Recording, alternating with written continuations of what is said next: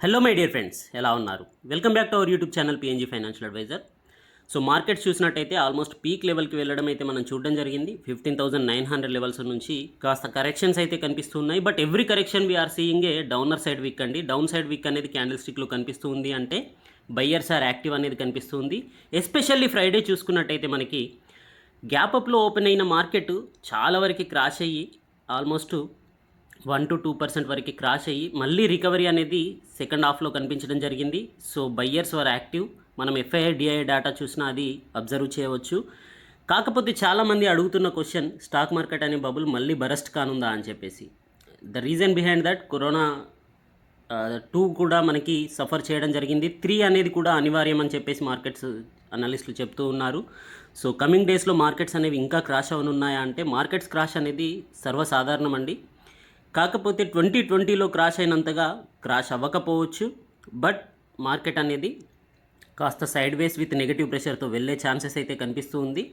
With a 500 to 1000 points maybe fall ఉండొచ్చు. Global మార్కెట్స్లో చూసినట్టయితే ప్రజెంట్ అయితే చాలా నెగటివ్లో అయితే మార్కెట్స్ క్లోజ్ అవ్వడం కనిపిస్తుంది. వాటి యొక్క చార్ట్ అనాలిసిస్, వాటి యొక్క చార్ట్స్ అన్ని చూద్దాం. అంతేకాకుండా మన మార్కెట్స్లో మండే ఎలా ఉండబోతుందో కూడా చూద్దాం. So someone asked about Nazara technologies అండి. నజారా టెక్నాలజీస్కు రాకేష్ జుంజున్వాలా ఇన్వెస్ట్ చేశారని చెప్పేసి మనం అందరం చూడడం జరిగింది. బట్ సిఎల్ఎస్సి అనే ఇన్స్టిట్యూట్ దీనికి సెల్ రేటింగ్ ఇవ్వడం జరిగిందండి. ఇది ప్రజెంట్ ఉన్న ప్రైస్ నుంచి లాస్ట్ 5 days నుంచి ఇది కరెక్ట్ అవుతూ ఉంది. ఇంకా కరెక్ట్ అయ్యి ఆల్మోస్ట్ 34% వరకు కూడా కరెంట్ మార్కెట్ ప్రైస్ నుంచి ఫాలో అయ్యే ఛాన్సెస్ ఉంది అని చెప్పేసి 1095 అనేది టార్గెట్ ప్రైస్గా వీళ్ళు సెల్ అనేది ఇవ్వడం జరిగింది రేటింగ్. సో దాని వెనకాల ఉన్న రిస్క్ ఫ్యాక్టర్స్ ఏంటి అనేది కూడా వీడియో ఎండింగ్లో చూద్దాం. సో మీరు కనుక మన ఛానల్ని ఫస్ట్ టైం చూస్తున్నట్టయితే సబ్స్క్రైబ్ చేయండి. ఒకవేళ వీడియో అనేది మీకు యూస్ఫుల్గా అనిపించినట్టయితే లైక్ చేయడం మర్చిపోకండి. సో దీంట్లో చూపించిన every stock related information just for educational purpose మాత్రమే. Do your own research before investment. Sensex చూసినట్టయితే 21 పాయింట్స్ అప్పర్ సైడ్లో, నిఫ్టీ చూసినట్టయితే కేవలం 8 పాయింట్స్ డౌన్ సైడ్లో, బ్యాంక్ నిఫ్టీ చూసినట్టయితే 47.9 డౌన్ సైడ్లో, మిడ్ క్యాప్ చూసినట్టయితే 208.80 పాయింట్స్ ఫాల్ అవడం అయితే మనం ఫ్రైడే రోజు అబ్జర్వ్ చేయడం జరిగింది. బ్రాడర్ మార్కెట్లో చూసినట్టయితే ఎన్ఎస్సిలో లిస్ట్ అయిన కంపెనీస్లో 1312 కంపెనీస్ నెగటివ్గా క్లోజ్ అయితే కేవలం 473 కంపెనీస్ పాజిటివ్గా క్లోజ్ అవ్వడం జరిగింది. సో రికవరీ అయితే జరిగింది కానీ పాజిటివ్గా అయితే హయ్యెస్ట్గా కాలేదు. సో బ్రాడర్ మార్కెట్లో అయితే నెగిటివ్ ప్రెషర్ ఉండడం జరిగింది.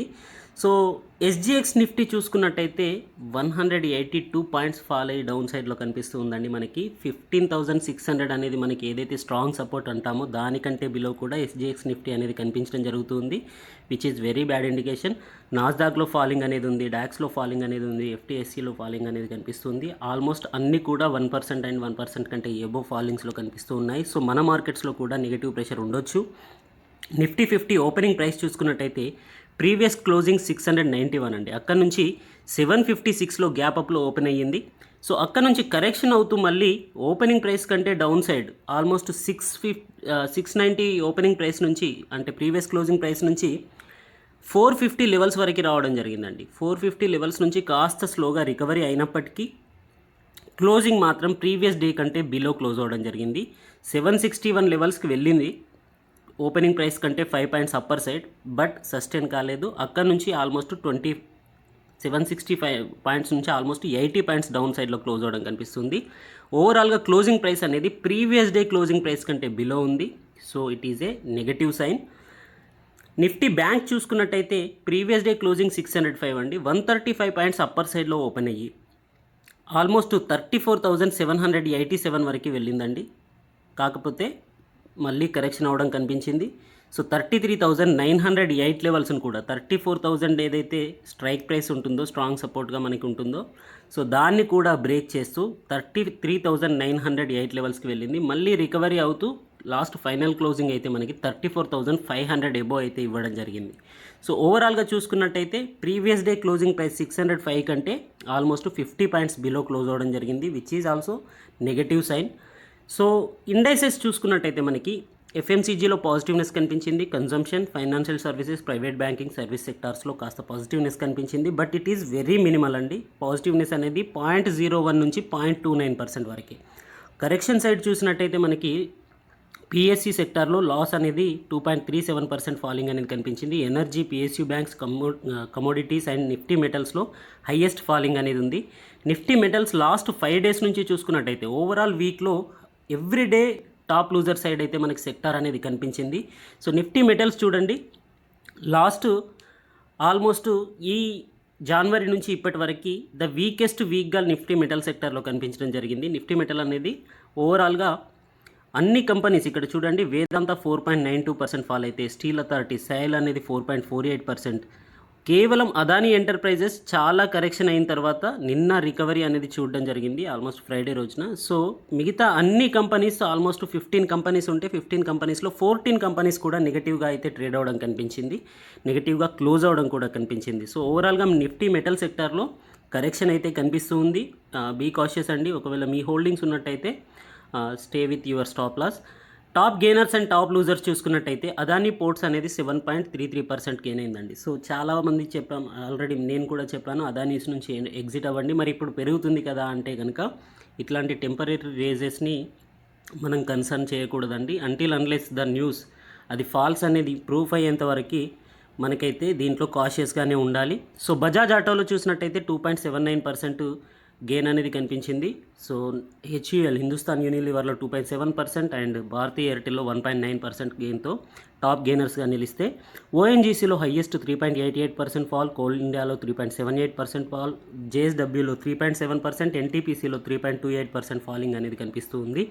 సో ఎన్టీపీసీ రిజల్ట్స్ పాజిటివ్గా ఇచ్చినప్పటికీ ఫాలింగ్ అనేది అయితే కాస్త profit booking with market conditions కనిపిస్తుంది. If it is goes to below 100 levels in coming ఫాలింగ్లో 100 లెవెల్స్ కంటే బిలో వెళ్తే కనుక మీరు దాంట్లో కూడా ఫ్రెష్ ఎంట్రీస్ గురించి అబ్జర్వ్ చేయవచ్చు. ఎఫ్ఐడిఐ డేటా చూసుకున్నట్టయితే ఎఫ్ఐఎస్ నుంచి 2680 క్రోర్స్ బయింగ్ కనిపిస్తే, డిఐఎస్ నుంచి 446 క్రోర్స్ బయింగ్ అనేది కనిపించింది క్యాష్ సెగ్మెంట్లో. ఇండియా విక్స్ అనేది 3.2% ఫాలో అవడం కనిపిస్తుంది, 14.8కి ఫాలో అవడం అయితే కనిపిస్తూ ఉంది. సో నిఫ్టీ ఫ్యూచర్స్ యొక్క వీక్లీ హవర్లీ ప్యాటర్న్ చూసినట్టయితే మనకి టెంపరీ ట్రెండ్ అయితే ఆఫ్టర్ ఏ కరెక్షన్ రికవరీ మోడ్లో కనిపిస్తూ ఉంది. సో ట్రెండ్ లైన్ అయితే డైలీ ప్యాటర్న్లో కూడా మనకి రెస్పెక్ట్ చేస్తూ అయితే మూవ్ అవుతూ ఉంది నిఫ్టీ 50 అనేది. బట్ ప్యాటర్న్స్ చూసినట్టయితే రెడ్ క్యాండిల్ అనేది ఫామ్ అవడం జరిగింది క్యాండిల్ స్టిక్ ప్యాటర్న్లో చూసినట్టయితే.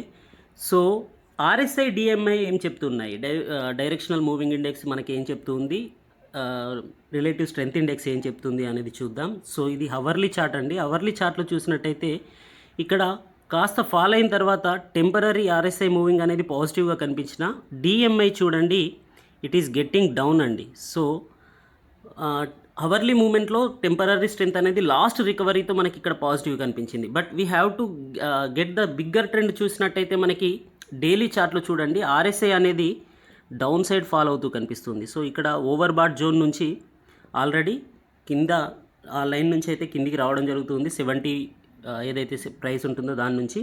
అదేవిధంగా డిఎంఐ చూసినట్టయితే కూడా డైవర్జెన్స్ అనేది క్లియర్గా కనిపిస్తూ ఉంది, which is red line is going upper side and the green line is coming down side అనేది. So DMI is indicating the coming moment will be negative side అనేది అయితే చూపిస్తుంది. అదేవిధంగా ఆర్ఎస్ఐ అనేది మనకి సపోర్టివ్గా దీనికి సేమ్ ఇండికేషన్ ఇస్తూ ఉంది, విచ్ ఈజ్ వీక్నెస్ అనమాట. 15,600 గురించి మనం ప్రీవియస్ వీడియోస్లో చాలాసార్లు మాట్లాడుకున్నాం. వాట్ ఈస్ ద ఇంపార్టెంట్ అంటే ఏప్రిల్ 22న డౌన్ఫాల్ నుంచి ఎప్పుడైతే రికవరీ అయ్యిందో, ఏప్రిల్ 22న ఆల్మోస్ట్ 14,900 లెవెల్స్లో ఉన్నట్టుంది. సో అక్కడ నుంచి వెళ్ళిన తర్వాత ఏ కరెక్షన్ వచ్చినా కూడా, మార్చ్లో చూసాం, మేలో చూసాం మనం కరెక్షన్స్, ప్రజెంట్ జూన్లో కూడా చూస్తున్నాం, ఏ కరెక్షన్స్ వచ్చినా కూడా 15,600 లెవెల్స్ని అయితే బ్రేక్ చేయలేదండి. హయ్యర్ హైస్ని మేడ్ చేస్తూనే వెళ్ళింది, హయ్యర్ లోస్ కూడా మనకి 15,600ని బ్రేక్ చేయలేదు. వన్స్ దీన్ని కనుక బ్రేక్ చేసినట్టయితే 15,660 అనేది ప్రజెంట్ అయితే సపోర్ట్గా కనిపిస్తుంది. ఈరోజు క్లోజింగ్ ప్రైస్ 15,660 కనిపిస్తుంది ఫ్రైడే రోజున. 15,600 అనేది సపోర్ట్. ఒకవేళ దాన్ని కనుక బ్రేక్ చేసినట్టయితే మండే రోజున మనం 15,510 నుంచి 15,550 మధ్యలో క్లోజ్ అయ్యే ఛాన్సెస్ అయితే కనిపిస్తూ ఉన్నాయి. వన్స్ దీన్ని కూడా బ్రేక్ చేసిందంటే ఫర్దర్గా నెక్స్ట్ వీక్లో ఫాల్ అయ్యే ఛాన్సెస్ అయితే మార్కెట్లో కనిపిస్తూ ఉంది. సో నిఫ్టీ 50 యొక్క ఇండెక్స్ చూడండి. సో ఈ ఏప్రిల్ క్యాండిల్ ఈజ్ దిస్ 14,100 అండి లోయెస్ట్ ప్రైస్. అక్కడ నుంచి చూసినట్టయితే మనకి ఇది వీక్లీ క్యాండిల్స్ అండి. వీక్లీ క్యాండిల్స్లో మనం ట్రెండ్ అనేది కన్ఫర్మ్ చేసుకోవడానికి యూజ్ చేస్తామని చెప్పాం కదా. So every candle is green candle except May first వీక్లో కాస్త రెడ్ క్యాండిల్ ఫామ్ అయింది. కాకపోతే అది ప్రీవియస్ గ్రీన్ క్యాండిల్ యొక్క ఓపెనింగ్ ప్రైస్ని అయితే బ్రేక్ చేయలేదు. బట్ ఈ వీక్ క్యాండిల్ చూసినట్టయితే లాంగ్ లెగ్ డోజీ ఏర్పడింది. ఈ క్యాండిల్ ఏదైతే ఉందో, రెడ్ క్యాండిల్ ఏదైతే ఉందో, ఇది ప్రీవియస్ గ్రీన్ క్యాండిల్ యొక్క ఓపెనింగ్ ప్రైస్ని కూడా బ్రేక్ చేస్తూ డౌన్ సైడ్ అయితే వెళ్ళడం కనిపిస్తుంది. సో ఇది ఏప్రిల్ నుంచి చూసుకున్నట్టయితే ద వీకెస్ట్ క్యాండిల్గా మనకు కనిపిస్తుంది ఫర్ డౌన్ సైడ్ ఇండికేషన్ అనమాట. కన్ఫర్మేషన్ ఇండికేషన్ అయితే దీంట్లో వీక్లీ క్యాండిల్స్లో కనిపిస్తుంది. So daily candle stick pattern చూసినట్టయితే మనకి క్యాండిల్ యొక్క విక్ అనేది హెవీగా ఉంది, రికవరీ అనేది కనిపించింది, but it is a short selling recovery. So be careful అండి. ఈ రికవరీ అనేది కమింగ్ డేస్లో ఇది ఫర్దర్ అప్పర్ మూవ్ ఉంటుంది అనేది అయితే నేను ఎక్స్పెక్ట్ చేయట్లేదు. ఎందుకంటే global cues are very weak, మన మార్కెట్స్లో కూడా న్యూస్ అనేది నెగటివ్గా ఉంది.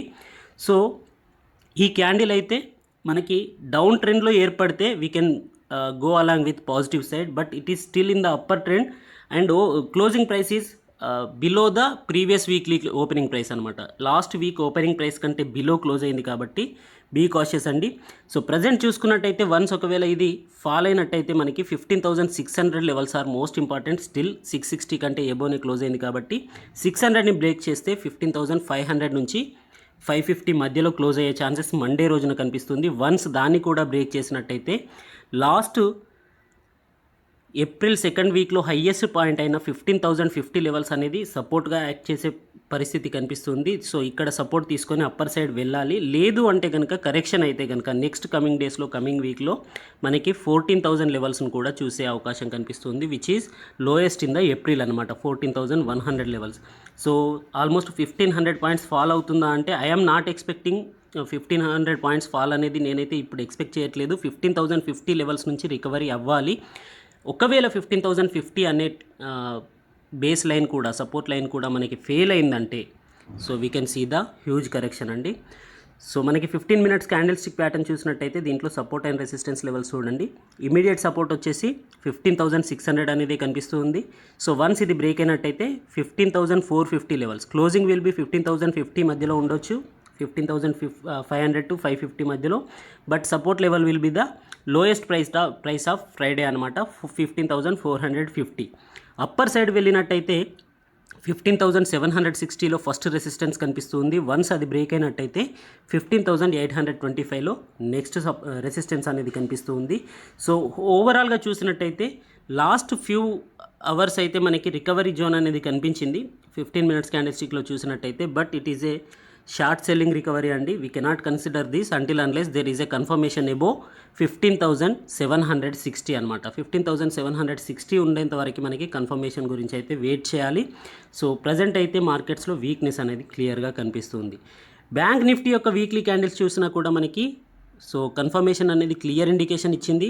After a inverted hammer pattern, last 2 weeks back అయితే ఇన్వర్టెడ్ హ్యామర్ ప్యాటర్న్ ఏర్పడిందో దాని తర్వాత మళ్ళీ రెడ్ క్యాండిల్ ఫామ్ అయింది. ఆ తర్వాత red candle doji, long leg doji form అయినా కూడా అది కూడా ప్రీవియస్ వీక్స్ కంటే బిలోనే క్లోజ్ అవడం అయితే కనిపిస్తుంది, విచ్ ఈజ్ వెరీ బ్యాడ్ అనమాట. సో వీక్నెస్ అనేది అయితే క్లియర్గా ఉంది. డైలీ ప్యాటర్న్ చూసుకున్నా కూడా మనకి వీక్నెస్ అనేది అయితే కనిపిస్తుంది. సో రికవరీ ఉన్నా కూడా క్లోజింగ్ అయితే రెడ్డిష్గానే క్లోజ్ అవడం కనిపిస్తుంది. If it could be in green side we might get a confirmation for positive side, but it is in a red side అనమాట క్యాండిల్ అనేది, డైలీ క్యాండిల్ స్టిక్.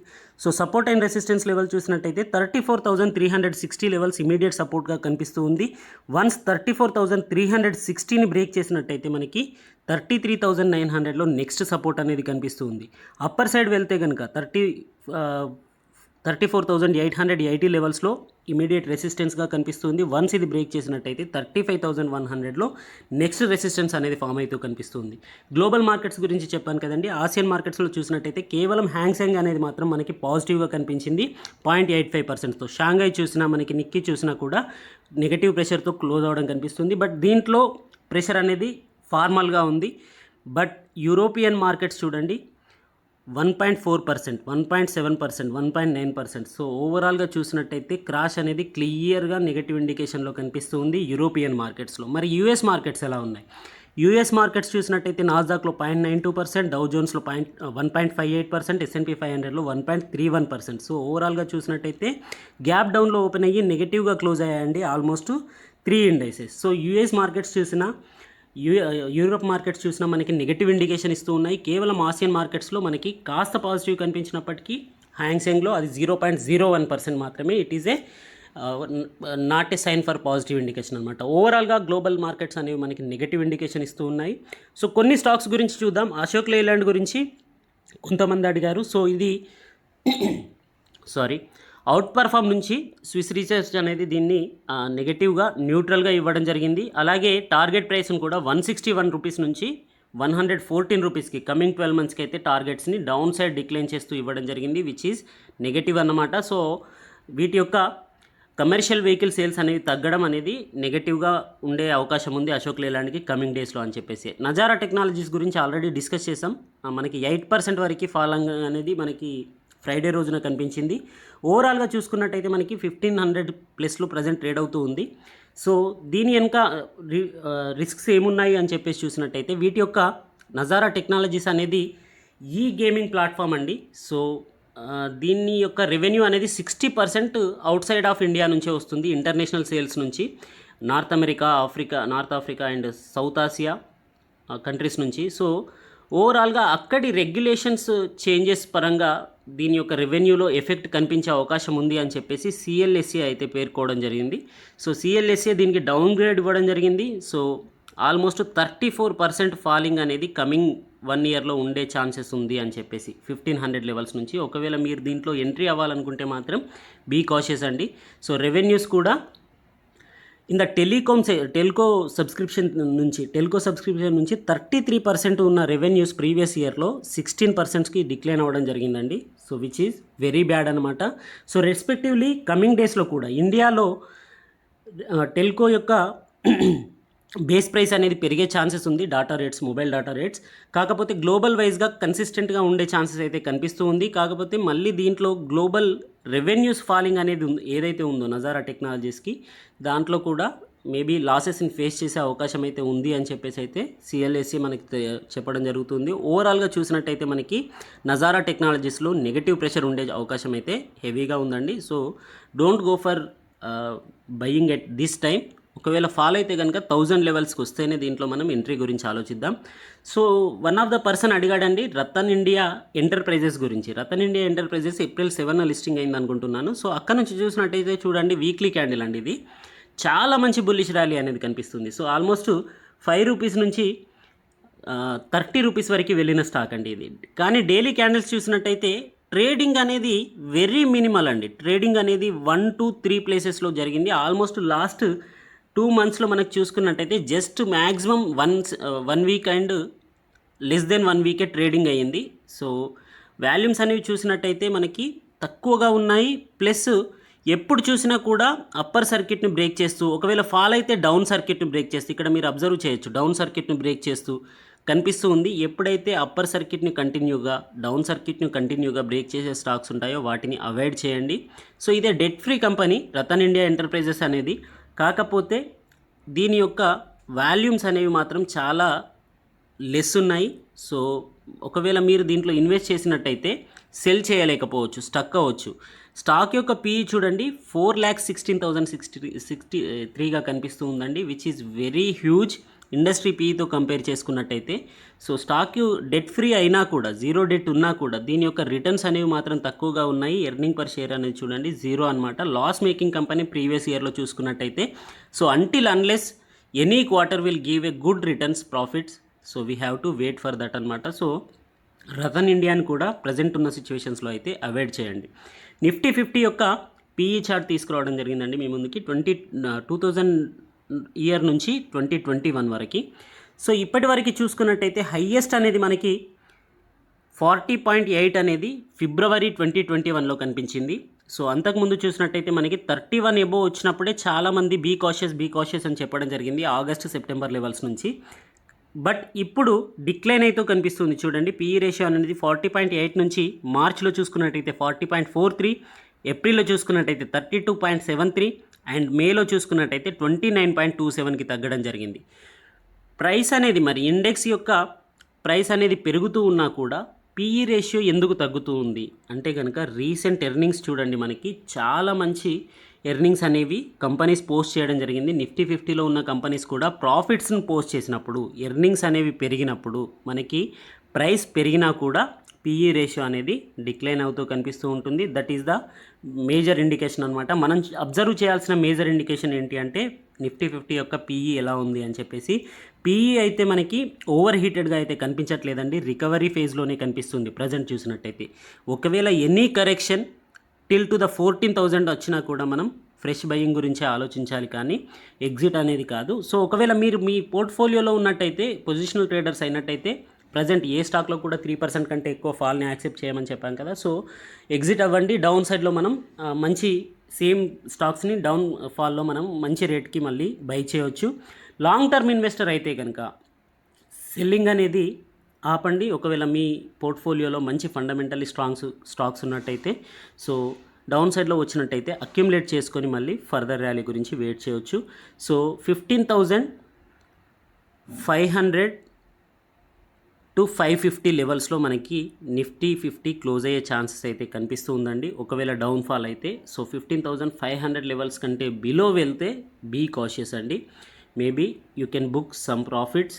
ఎవరైతే లాస్ట్ ఓవరాల్ 1 ఇయర్గా ఇన్వెస్ట్ చేశారో వాళ్ళందరూ 100-200% షేర్స్లో ఏదైతే profits ఉంటాయో కాస్త బుక్ చేసుకొని మళ్ళీ ఫర్దర్ ఫాల్లో కొత్తగా అక్యుములేట్ చేసుకోవచ్చు. I hope this video will be helpful for you. Thank you.